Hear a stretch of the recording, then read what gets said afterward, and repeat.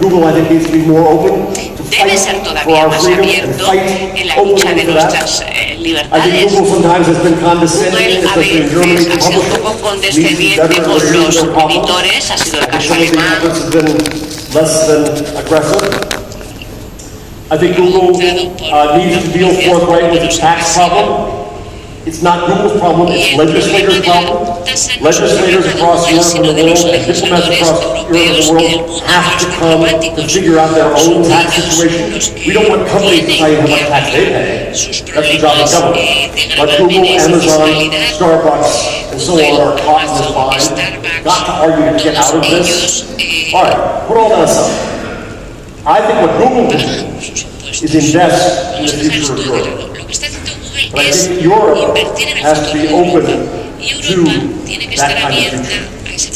But what we see now are efforts to close down, I think, the future. So we see talk about techno panic, about privacy panic, especially in Germany, my friends in Germany. When the Street View came out, politicians urged 244,000 citizens to petition Google to have their images of their buildings blurred on Street View. And so Google, and that led my friends on Twitter to rename Germany Germany. And the Germans made up a word for this, the Verpixelungsrecht, the right to be pixelated.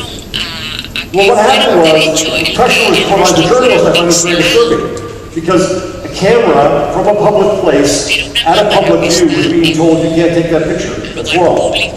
Well, when we change the idea of the public, we're in a problem. Similarly, the right to be forgotten might sound good, but I see a tremendous danger in that, because there is also a right to remember. And part of it is coming from outside and lecturing, but I would think that Europe, of all places on earth, would be very careful about the idea of rewriting history, of trying to control knowledge.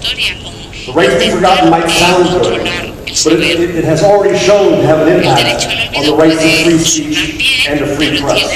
So you add this all up, the license select in Germany, Verpixelungsrecht in Street View, the link tax here, the right to be forgotten, and EU ancillary copyright. And I think what you end up with is an environment that is hostile to technology, innovation, and investment. Now, it's fine to have this debate. I'm glad we're here at the meeting by Google to talk about privacy and Google's headache. That's good.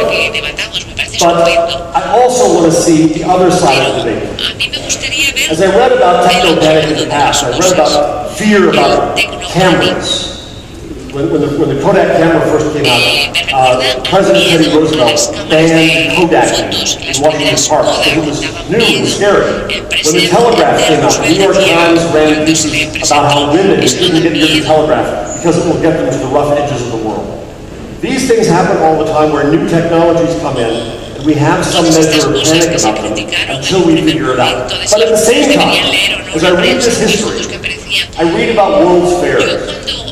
World's Fairs with huge pavilions this size, many of them, where people can come and see the wonder of technology, be amazed at Siemens and how they could change the world, be amazed at motors and cars and rocket ships and telegraphs and telephones, and someday we'll have video phones, they said at the World's Fair. I think we've got to bring the wonder back to this discussion. I think we've got to bring back the idea that technology can be good, can be bad, but it can do wonderful things if we allow it to be free. And if we try to now cut off that freedom, then we don't know what we're losing. We don't know what we're not going to be able to have because we cut it off. So again, I'm sensitive to the idea that I come to America, I come from the outside, and I have the audacity to talk to you about your own law. But it's our internet. And you can have a huge, profound impact on our internet. And I see danger in that. That's why I welcome the opportunity to be here today and have a discussion with you about this. Because I fear for the future of the net, but I think the net can have a wonderful future for obviously centuries ahead if we can leave it free and open to it all. Thank you very much for your attention. Now I hope we can have a discussion. Yep.